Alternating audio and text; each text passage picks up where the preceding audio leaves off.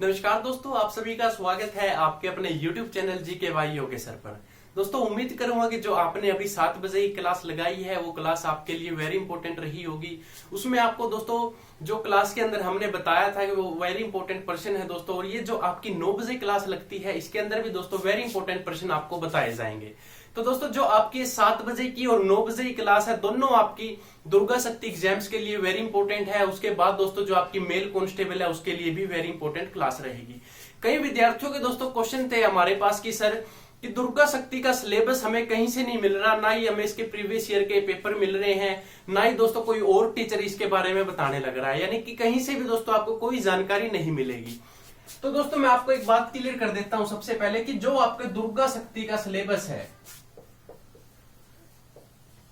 और इसके बाद दोस्तों इसका पेपर कब होगा आपका, यहाँ पर दोस्तों पेपर की बात की गई है कि पेपर, और थर्ड पर दोस्तों क्या पूछा जाता है कि जो आपके इस चैनल पर क्या सारी क्लास ली जाएंगी दोस्तों, यानी कि हम क्लास की बात करेंगे कि अब क्लास को क्या होती है। और थर्ड पर दोस्तों अगर आपका भी कोई और भी क्वेश्चन है तो आप अभी हमें कमेंट करके बता सकते हैं, मैं कमेंट में साथ के साथ आपका रिप्लाई दे दूंगा। तो दोस्तों मेनली सभी विद्यार्थियों के यही क्वेश्चन रहते हैं किस एग्जाम्स को लेकर आपके दुर्गा शक्ति।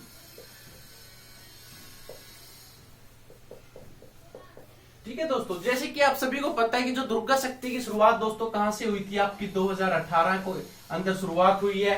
और दोस्तों शुरुआत होने के बाद क्या था कि इसका एप्लीकेशन के थ्रू इसकी शुरुआत की गई है, वेरी इंपॉर्टेंट है दोस्तों। तो ये जो आपका सिलेबस है दोस्तों, मैं सबसे पहली बात आपको एक बता देता हूं कि आपके हरियाणा के कितने भी एग्जाम होते हैं HSSC के दोस्तों, आपका चाहे कोई भी एग्जाम हो, किसी भी एग्जाम का HSSC ने अभी तक कोई सिलेबस निर्धारित नहीं किया कि फॉर एग्जाम्पल के तौर पे जैसे कि ये 3-4 किताबें आपकी, तो HSSC ने अभी तक नहीं बताया कि इन 3 या 4 किताब से आपका पेपर लिया जाएगा, चाहे वो दोस्तों आपका SI का हो या कांस्टेबल का हो दोस्तों, या फिर आपका हरियाणा ग्रुप डी का हो दोस्तों।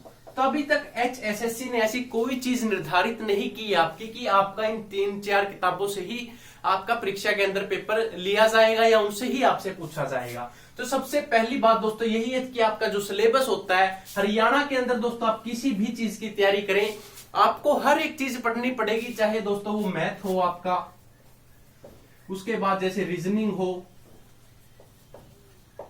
उसके बाद दोस्तों अगर देखा जाए तो हरियाणा जीके हो आपकी, या फिर आपके करंट अफेयर हो। तो दोस्तों एक चीज है ना जो आपकी मतलब 4 सब्जेक्ट है। उसके बाद क्या पूछा जाता है दोस्तों, कंप्यूटर। कंप्यूटर के बाद दोस्तों क्या होता है, जैसे हिंदी इंग्लिश आती है आपकी, हिंदी इंग्लिश। तो दोस्तों एक बार आप इसको नोट करें, मैं एक चीज और बताना चाहूंगा आपको इससे रिलेटेड कि क्या रहता है कि जो आपके सब्जेक्ट होते हैं, आप लोगों को पता है कि हाँ ये आपके सब्जेक्ट होते हैं, इसमें फिजिक्स केमिस्ट्री बायो, तो दोस्तों ये सारे सब्जेक्ट आपके इसके अंदर इंक्लूड करो आप एक बार।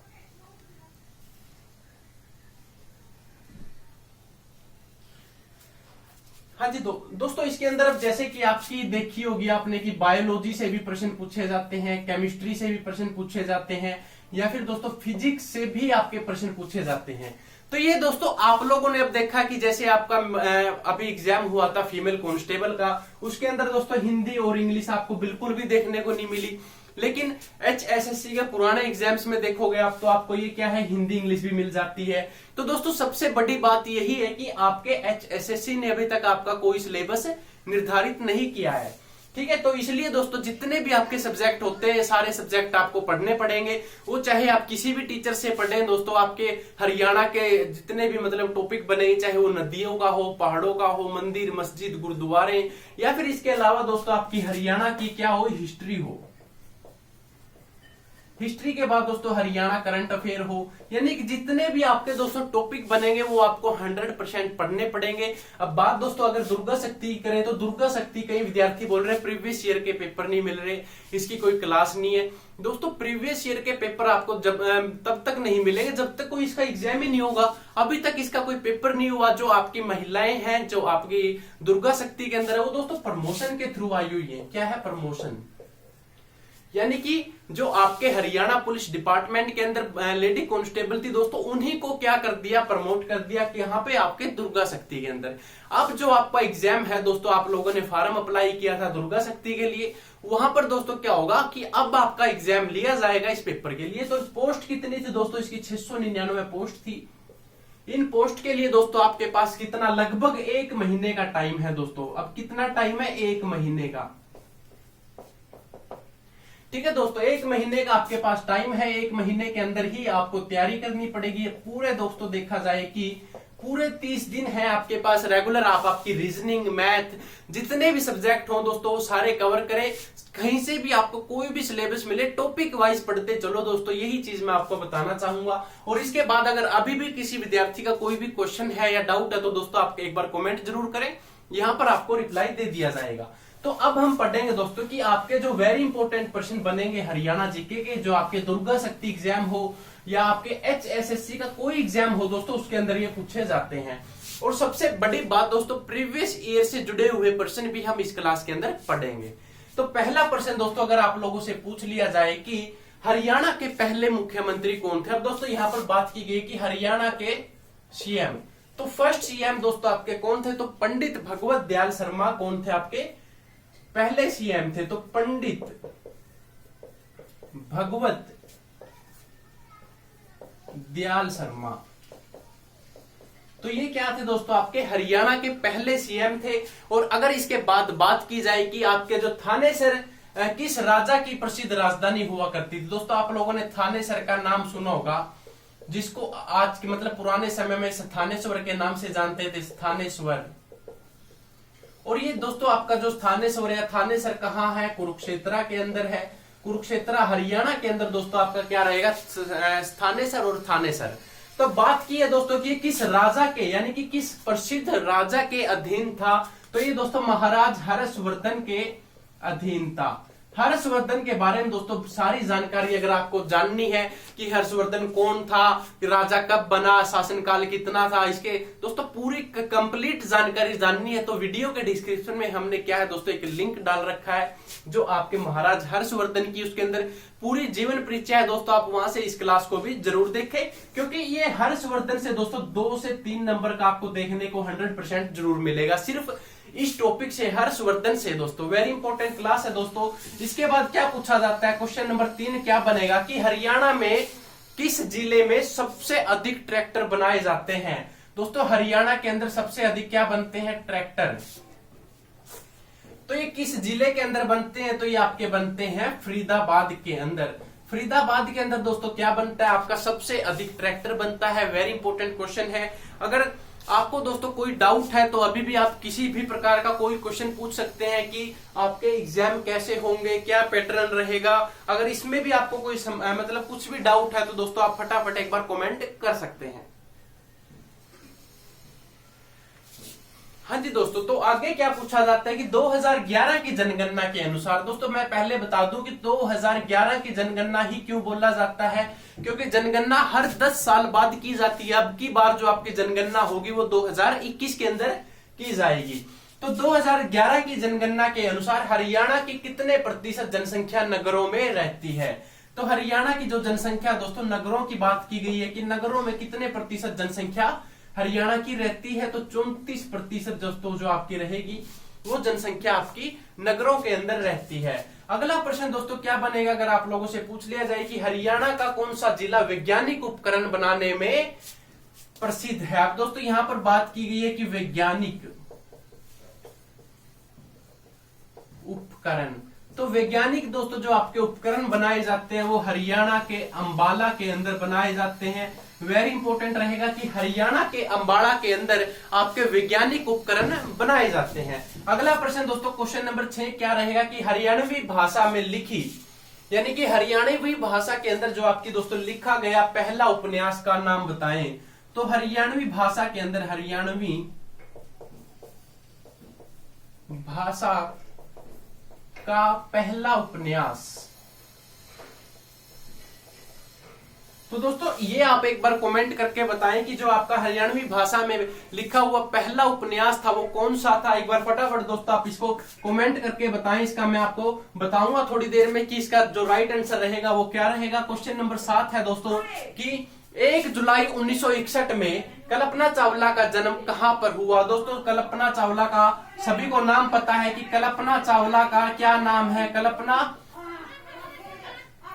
कल्पना चावला दोस्तों जो आपकी थी वो करनाल जिले की रहने वाली थी, अंतरिक्ष यात्री थी दोस्तों। और अगर पूछा जाए जन्म कब हुआ तो 1 जुलाई 1961 को दोस्तों क्या हुआ था? इनका जन्म हुआ था 1 जुलाई 1961 को कल्पना चावला का दोस्तों आपके हरियाणा के करनाल के अंदर जन्म हुआ था दोस्तों। उम्मीद करूंगा कि आप लोगों ने पहला उपन्यास हरियाणा का बता दिया होगा, तो वो उपन्यास रहेगा आपका झाड़ू फिरी। तो झाड़ू फिरी क्या है दोस्तों? इसका नाम रहेगा, वेरी इंपॉर्टेंट है दोस्तों। आगे अगर आप लोगों से पूछा जाए कि हरियाणा राज्य के किस स्थान पर सूर्य ग्रहण का मेला लगता है, तो दोस्तों वेरी इंपॉर्टेंट है कि हरियाणा के किस राज्य के अंदर सूर्य ग्रहण का जो आपका मेला लगता है, तो वो मेला लगता है दोस्तों आपके कुरुक्षेत्र के अंदर। कुरुक्षेत्र के अंदर दोस्तों क्या है? आपके सूर्य ग्रहण का मेला लगता है, वेरी इंपॉर्टेंट है दोस्तों। अगर आप लोगों से पूछा जाए कि भ्रम सरोवर कहां पर है, तो भ्रम सरोवर भी दोस्तों आपका कुरुक्षेत्र के अंदर रहेगा। इसके बाद अगर आप लोगों से पूछा जाए कि रत्नावली कहां पर होती है, ये आपकी KUK यूनिवर्सिटी यानी कि कुरुक्षेत्र विश्वविद्यालय के अंदर दोस्तों आपकी क्या होती है? रत्नावली होती है। और अगर पूछा जाए कि रत्नावली पुस्तक किसने लिखी थी, तो रत्नावली पुस्तक लिखी थी हर्षवर्धन ने।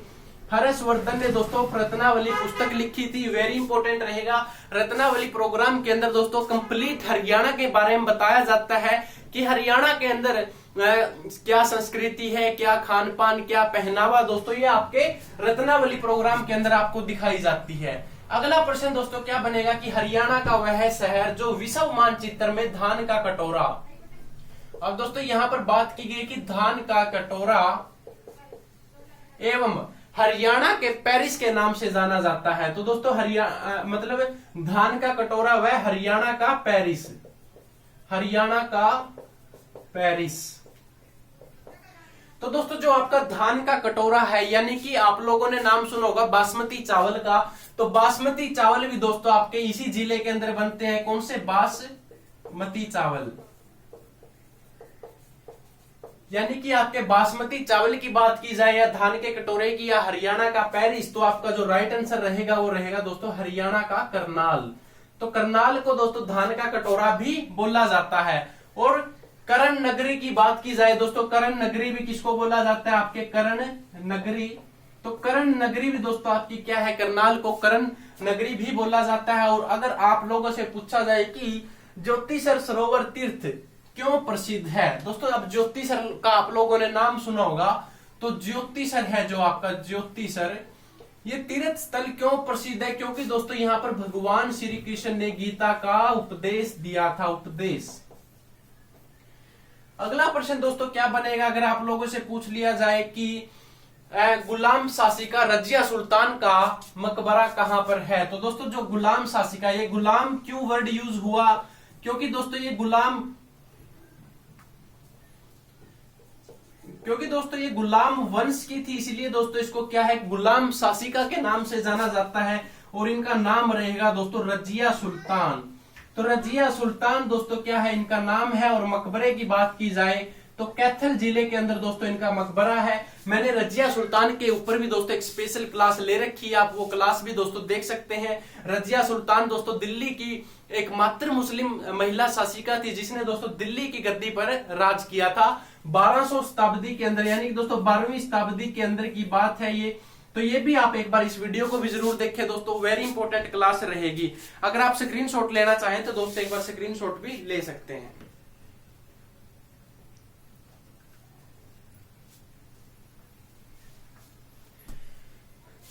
अब दोस्तों कुछ विद्यार्थियों की कमेंट ये है कि मतलब जो आपका लेवल है क्वेश्चंस का वो बेसिक लेवल है। दोस्तों हमने बेसिक मतलब 2-3 दिन हम बेसिक पढ़ेंगे, बेसिक कवर होने के बाद दोस्तों जो आपका एडवांस लेवल होगा वो हम एडवांस लेवल इसका स्टार्ट करेंगे, ताकि आपको भी दोस्तों कोई समस्या ना आए। क्योंकि जो बेसिक से स्टार्ट करते हैं ना दोस्तों, मैं कहता हूं हर क्लास के अंदर की अगर हम सीढ़ी दर सीढ़ी चढ़ते हुए दोस्तों ऊपर जाएंगे तो जो आपका ये हप्पू का लोगो होता है ना दोस्तों हरियाणा पुलिस का, तो ये आपको जल्द से जल्द आपके कंधों पर दोस्तों ये आपको लगा मिलेगा। और जो हरियाणा की लड़कियां हैं दोस्तों उनको क्या है कि बहुत कम मौके मिलते हैं कुछ करके दिखाने के लिए, क्योंकि उनके पेरेंट्स दोस्तों ना तो ज्यादातर पढ़ा सकते हैं, उनको सोचते हैं कि इनकी शादी करके आगे भेज देनी है। तो दोस्तों उनके पास एक बेहतरीन मौका है, आपके पास एक मौका है, और इस मौके के अंदर दोस्तों आपके पास कितने दिन है, 30 से 35 दिन है दोस्तों, केवल अपने आप को प्रूफ करने के लिए कि हम भी कुछ कर सकते हैं। अगर दोस्तों आपने इस 30-35 दिनों के अंदर अपने आप को प्रूफ कर दिया तो दुर्गा शक्ति की जो पोस्ट है दोस्तों ये आपको जल्द मिल जाएगी। तो आगे दोस्तों क्या पूछा जाता है, वेरी इंपॉर्टेंट प्रश्न रहेगा दोस्तों ये भी, कि हरियाणा राज्य की विधानसभा में कुल कितनी सीटें हैं। तो बेसिक क्वेश्चन है दोस्तों, 90 सीटें हैं। जनसंख्या की दृष्टि में हरियाणा देश में कौन से स्थान पर आता है, तो दोस्तों देश में 16वें स्थान पर आता है जनसंख्या की दृष्टि में। और आगे दोस्तों क्या पूछा जाता है कि हरियाणा में मोतीलाल नेहरू खेलकूद स्कूल कहां पर है। अब दोस्तों यहां पर बात की गई है कि मोतीलाल नेहरू खेलकूद स्टेडियम की बात है दोस्तों, या खेलकूद स्टेडियम या स्कूल दोस्तों, ये आपका क्या है कि मोतीलाल नेहरू खेलकूद स्कूल आपका कहां पर है। तो दोस्तों ये आपका रहेगा सोनीपत के अंदर। और अगर पूछा जाए कि सोनीपत में कहां पर है, तो सोनीपत के राई गांव के अंदर ये आपका स्कूल रहेगा। तो वेरी इंपॉर्टेंट है दोस्तों, आगे क्या प्रश्न वेरी इंपॉर्टेंट रहेंगे दोस्तों। क्या क्या पूछा जाता है परीक्षा के अंदर, अगर आप लोगों से पूछ लिया जाए कि, अगर दोस्तों आप लोगों से पूछा जाए कि हरियाणा के अंदर मतलब राज्य वन प्राणी विहार सुल्तानपुर पक्षी विहार किस जिले के अंदर है। अब दोस्तों यहां पर बात की गई है कि सुल्तानपुर पक्षी विहार की, सुल्तानपुर पक्षी विहार, तो दोस्तों जो आपका सुल्तानपुर पक्षी विहार रहेगा ये आपके हरियाणा के गुड़गांव के अंदर रहेगा दोस्तों, यानी कि गुड़गांव के अंदर क्या है आपका सुल्तानपुर पक्षी विहार है। हरियाणा का राजकीय खेल दोस्तों अगर आपको पता है तो फटाफट कमेंट करें कि जो आपके हरियाणा का राजकीय खेल है वो कौन सा है दोस्तों। फटाफट आप एक बार कमेंट करके बताएं कि हरियाणा का जो राजकीय खेल है वो क्या है। आगे दोस्तों राजकीय पशु भी अगर आप लोगों से पूछा जाए वो भी आप कमेंट करके बताएं कि हरियाणा का राजकीय पशु क्या है दोस्तों। और इसके बाद जो हरियाणा का राजकीय पक्षी रहेगा वो भी आप दोस्तों कमेंट करके बताएं कि हरियाणा का जो राजकीय पक्षी है वो क्या है। इसके बाद दोस्तों हम बात करें कि तराइन का मैदान वर्तमान में कहां है। दोस्तों तराइन की बात की गई है, तो तराइन का जो वर्तमान के अंदर मैदान है आपका वो करनाल के अंदर है, करनाल। और करनाल दोस्तों क्या है आपका, अभी मैंने थोड़ी देर पहले बताया हरियाणा का पेरिस आपका क्या है करनाल। और तराइन को आज के समय में दोस्तों तरावड़ी के नाम से जाना जाता है। किस नाम से, तरावड़ी के नाम से इसको तराइन को आज के समय में जाना जाता है। अगला प्रश्न दोस्तों क्या पूछा जाता है कि चौधरी देवीलाल विश्वविद्यालय हरियाणा के किस जिले के अंदर है। चौधरी देवीलाल यानी कि CDLU, तो CDLU आपकी हरियाणा के सिरसा जिले के अंदर रहेगी दोस्तों। चौधरी देवीलाल यूनिवर्सिटी है जो आपकी वो हरियाणा के सिरसा के अंदर है। अगला प्रश्न दोस्तों क्या रहेगा कि गुरु जम्बेश्वर विश्वविद्यालय किस जिले में स्थापित है। अब दोस्तों यहां पर बात की है कि गुरु जम्बेश्वर यूनिवर्सिटी, तो दोस्तों जो आपकी गुरु जम्बेश्वर यूनिवर्सिटी रहेगी ये आपकी हरियाणा के हिसार जिले के अंदर स्थित रहेगी। मतलब हिसार जिले के अंदर क्या है दोस्तों आपकी ये यूनिवर्सिटी गुरु जम्बेश्वर यूनिवर्सिटी रहेगी। आगे दोस्तों अगर आप लोगों से पूछा जाए कि चौधरी चरण सिंह कृषि विश्वविद्यालय की स्थापना किस वर्ष हुई थी, तो दोस्तों 1970 के अंदर किसकी स्थापना हुई थी आपकी, चौधरी चरण सिंह।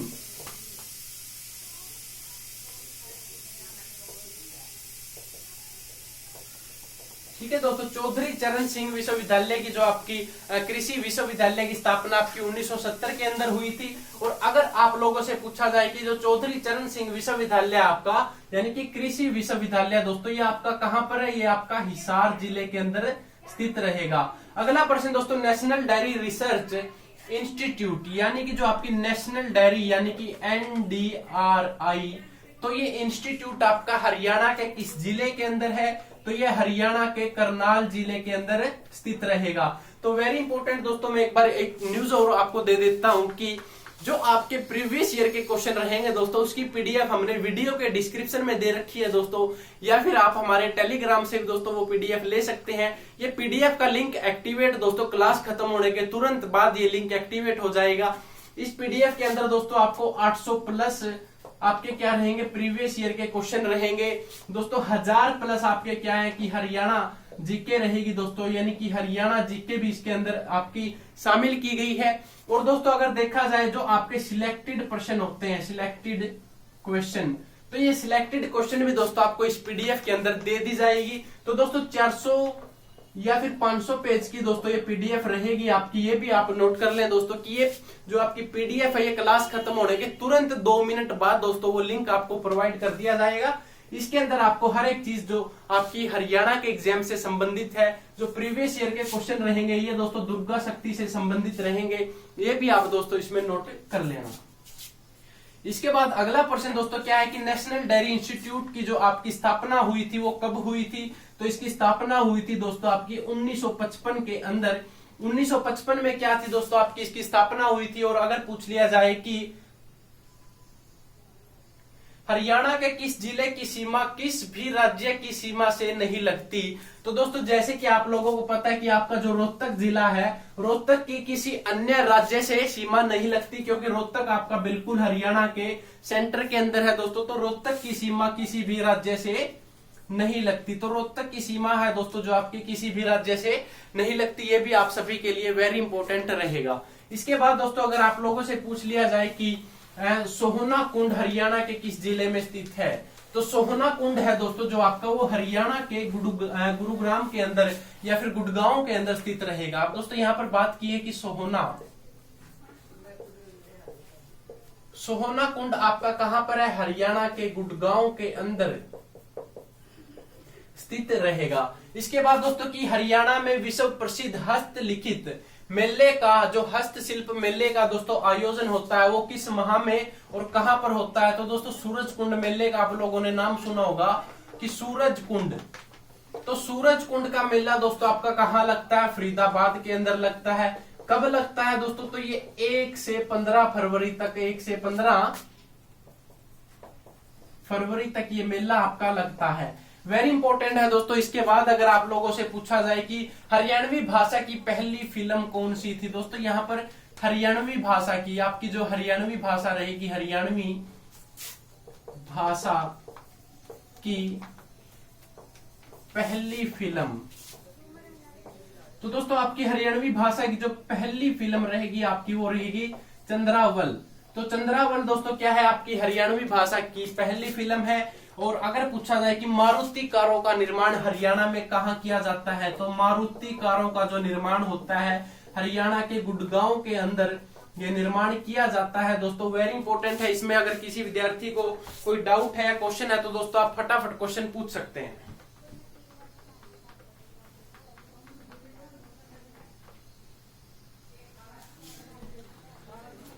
तो चलिए दोस्तों आगे क्या पूछा जाता है कि हरियाणा पंजाब सीमा का आयोग के अध्यक्ष कौन है? दोस्तों जो आपकी हरियाणा और पंजाब की सीमा है तो उसके आयोग के अध्यक्ष कौन है? तो उसके आयोग के अध्यक्ष रहेंगे दोस्तों जस्टिस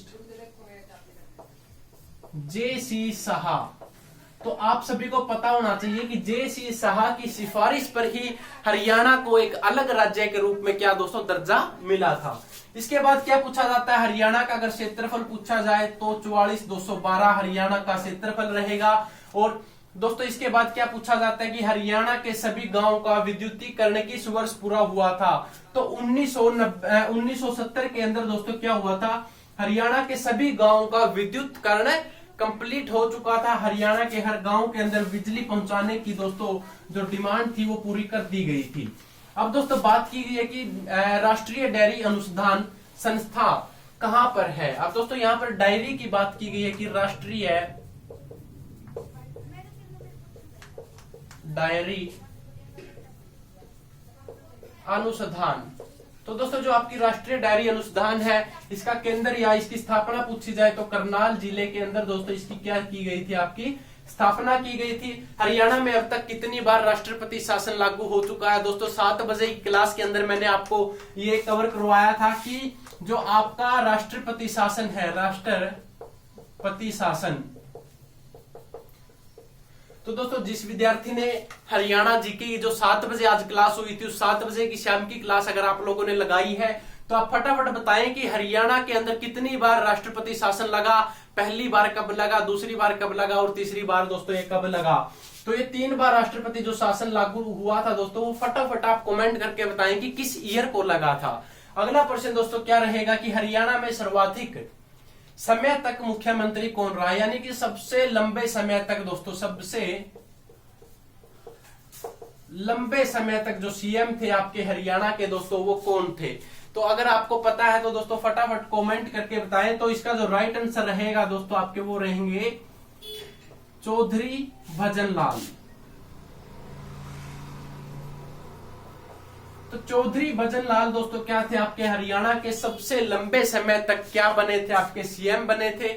और वेरी इंपॉर्टेंट दोस्तों आगे क्या पूछा जाता है कि आपका हरियाणा का कौन सा नेता 3 राज्यों पंजाब, राजस्थान और हरियाणा के मंत्री रह चुके हैं। तो दोस्तों ये आपके हरियाणा के जो मंत्री रह चुके हैं वो कौन है, तैयब हुसैन। और ये इसके साथ साथ दोस्तों आपके जैसे पंजाब व राजस्थान के भी मंत्री रह चुके हैं। ये भी आप लोगों के लिए नोट करने वाली बात है कि 3 राज्यों के जो मंत्री रह चुके हैं तो वो तैयब हुसैन रहेंगे। अगला प्रश्न दोस्तों अगर आप लोगों से पूछा जाए कि हरियाणा में पुरुषों द्वारा पहनी जाने वाली पगड़ी क्या कहलाती है, तो खंडुआ बोलते हैं दोस्तों उसको, कि खंडुआ जो आपके हरियाणा में पुरुषों द्वारा पगड़ी पहनी जाती है उस पगड़ी को क्या बोलते हैं दोस्तों, खंडुआ बोलते हैं। और खंडुआ पहनकर क्या करते हैं दोस्तों, आप लोगों ने देखा होगा कि साफा सा ऐसे लपेट लेते हैं, तो वो क्या होती है दोस्तों आपकी खंडुआ, उसको बोला जाता है। अगला प्रश्न दोस्तों क्या पूछा जाता है कि सोनीपत जिले के खानपुर में स्थित महिला विश्वविद्यालय का क्या नाम है। अब दोस्तों यहाँ पर महिला यूनिवर्सिटी की बात की गई है। तो जो आपकी महिला यूनिवर्सिटी है दोस्तों आपकी, यानी कि ये विश्वविद्यालय है, तो इसका जो नाम रहेगा वो रहेगा दोस्तों आपका भगत फूल सिंह। तो भगत फूल सिंह दोस्तों क्या रहेगा, इसका नाम रहेगा, जो आपकी हरियाणा के सोनीपत के खानपुर के अंदर ये यूनिवर्सिटी आपकी रहेगी। इसके बाद अगर पूछा जाए कि बुननकरों का शहर, तो बुननकरों का शहर दोस्तों फटाफट कमेंट करके बताएं कि बुननकरों का शहर कौन सा है। और इंडियन आर्मी के लिए सबसे अधिक कंबल किस शहर के अंदर बनाए जाते हैं और कितने प्रतिशत बनाए जाते हैं दोस्तों, ये भी आप हमें कमेंट करके बताएं एक बार। और आगे हरियाणा के मंडल कितने हैं, हरियाणा में राज्यसभा की सीटें कितनी है दोस्तों, ये भी आप हमें कमेंट करके बताएं। अगला प्रश्न की आप लोगों से क्या पूछा जाता है कि कैथल के फरल गांव में किस मेले का आयोजन होता है। तो दोस्तों फल्गु का जो मेला होता है, कि फल्गु का मेला ये कैथल के अंदर, यानी कि जिला पूछा जाए तो जिला आपका कैथल रहेगा। और गांव की बात की जाए कि किस गांव के अंदर लगता है दोस्तों, ये आपके फरल गांव के अंदर लगता है। वेरी इंपॉर्टेंट है दोस्तों। अगर आप लोगों से पूछ लिया जाए कि नारनौल में स्थित चामुंडा देवी के मंदिर का निर्माण वह जिने द्वार की, दोस्तों जो आपके चामुंडा देवी का मंदिर है आपका कहां पर है, नारनौल के अंदर। चामुंडा देवी मंदिर की दोस्तों यहां पर बात की गई है कि चामुंडा देवी जो आपका मंदिर है ये हरियाणा के कहां पर है, नारनौल के अंदर है। और अगर पूछा जाए कि निर्माण किसने करवाया, तो निर्माण करवाया था दोस्तों इसका राजा नूरकर्ण ने। तो राजा नूरकर्ण ने क्या करवाया था दोस्तों, इसका निर्माण करवाया था। और दोस्तों अगर आपको क्लास अच्छी लग रही है तो फटाफट हमारी इस क्लास को लाइक और शेयर जरूर करें, क्योंकि जितने भी विद्यार्थी इस क्लास के अंदर जुड़ेंगे हमारा मोटिवेट दोस्तों उतना ही ज्यादा बढ़ेगा और हम आपके लिए और भी बेहतरीन तरीके से दोस्तों क्लास लेकर आएंगे। अब दोस्तों कई विद्यार्थियों के क्वेश्चन क्या थे कि सर क्या इस चैनल पर आपके दुर्गा शक्ति से संबंधित सभी क्लासें प्रोवाइड हो सकती है। तो दोस्तों आने वाले 1-2 मतलब कुछ दिनों बाद हम कोशिश कर रहे हैं कि आपको यहाँ पर मैथ की क्लास भी प्रोवाइड करवाई जाए। जो आपके मैथ के जो हरियाणा के बेस्ट टीचर रहेंगे दोस्तों उनको हम हमारे चैनल पर एक लाइव क्लास दिलवाएंगे दोस्तों, जिसमें आपके सभी डाउट्स दोस्तों जो मैथ के होंगे वो सारे डाउट्स क्लियर हो जाएं। उसके बाद दोस्तों अगर आपकी जैसे रीजनिंग है या अदर सब्जेक्ट है दोस्तों जो उनके भी हम टीचर प्रोवाइड करने की कोशिश करेंगे, ताकि आपको दोस्तों हर एक सब्जेक्ट की जो आपकी रिक्वायरमेंट है वो यहीं से पूरी हो जाए। तो आगे दोस्तों क्या रहता है कि हरियाणा में लोकगीत किस अवसर पर गाए जाते हैं।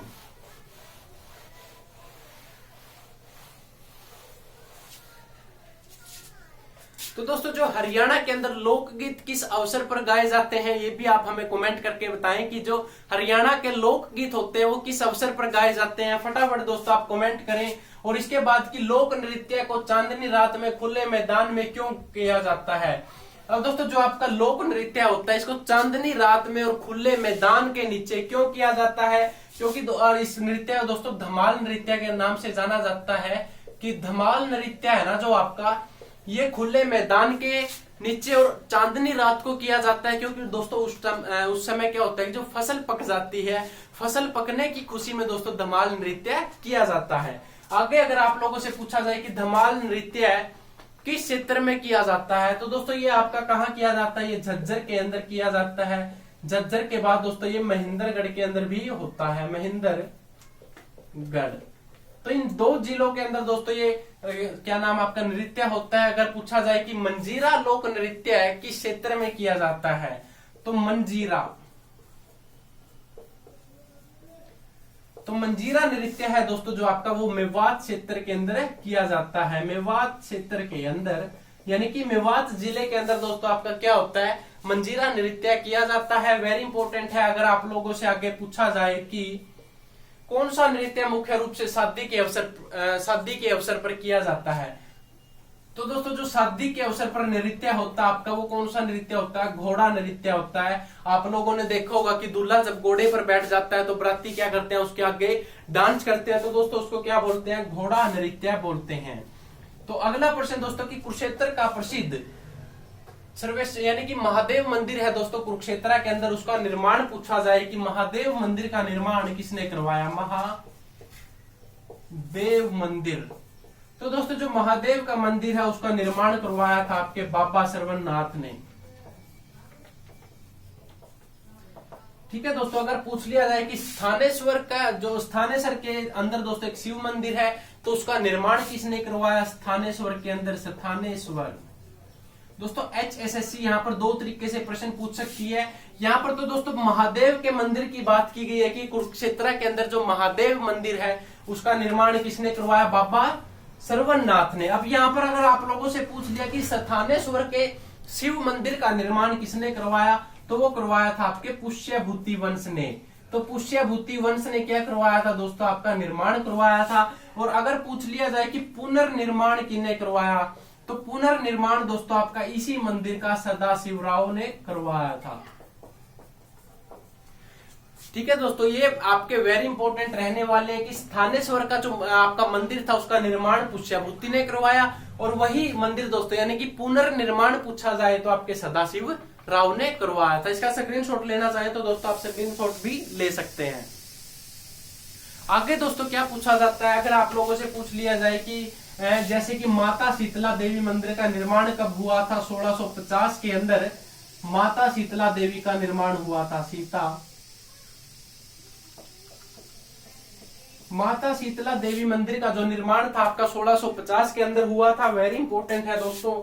और आगे दोस्तों जो भी हमारे प्रश्न है वो दोस्तों क्या पूछा जाता है कि हाँ हरियाणा का कुतुबुद्दीन ऐबक, दोस्तों अब यहाँ पर बात की गई है कि कुतुबुद्दीन ऐबक अधिपत कब हुआ। दोस्तों इसका जो अधिपत हुआ था वो 1206 के अंदर हुआ था। 1206 ईस्वी के अंदर कुतुबुद्दीन ऐबक का दोस्तों पतन हुआ था, यानी इसका पतन हो चुका था 1206 के अंदर। रजिया बेगम का कत्ल पूछा जाए कैथल के अंदर 1240 के अंदर हुआ था। किसने मारा, तो दोस्तों इसको मारा था इसके भाई बैराम शाह ने। और दोस्तों जो इनके पति हुआ करते थे रजिया सुल्तान के, उनका नाम था अल्तुनिया। अगर पूछा जाए कि अल्तुनिया को किसने मारा, तो अल्तुनिया को दोस्तों याकूत ने मारा था। इनकी स्टोरी दोस्तों एक ट्रायंगल के हिसाब से थी, मैंने क्लास के अंदर आपको बताया भी था कि ये रजिया सुल्तान, ये याकूत है, ये अल्तुनिया है, और इधर इनका भाई बहराम शाह। दोस्तों इस तरीके से मैंने आपको इनकी स्टोरी भी बताई थी। अगर आप लोगों से पूछा जाए कि खलजी वंश का आगमन कब हुआ, वेरी इंपॉर्टेंट क्वेश्चन दोस्तों कि खलजी वंश का जो आपका क्या था कि आगमन कब हुआ, तो खलजी वंश का दोस्तों जो आगमन हुआ था वो 1290 ईस्वी के अंदर हुआ था। अलाउद्दीन खिलजी का शासनकाल कब से कब तक था। अलाउद्दीन खिलजी की बात करेंगे दोस्तों कि अलाउद्दीन खिलजी, तो अलाउद्दीन खिलजी का शासनकाल कब से कब तक था, तो 1296 से लेकर 1316 तक दोस्तों क्या था इनका शासनकाल था। तैमूर का दोस्तों अगर पूछा जाए आप लोगों से कि तैमूर ने आक्रमण कब किया, तो 1398 के अंदर किसने दोस्तों, तैमूर लंग ने क्या किया था, आपका आक्रमण किया था। अगला प्रश्न दोस्तों क्या रहेगा कि पानीपत का पहला युद्ध कब हुआ, तो 1526 के अंदर दोस्तों पानीपत का क्या हुआ था, फर्स्ट युद्ध हुआ था। वेरी इंपॉर्टेंट है, पानीपत का पहला युद्ध किस किस के बीच में हुआ, तो इब्राहिम कर दे बंद।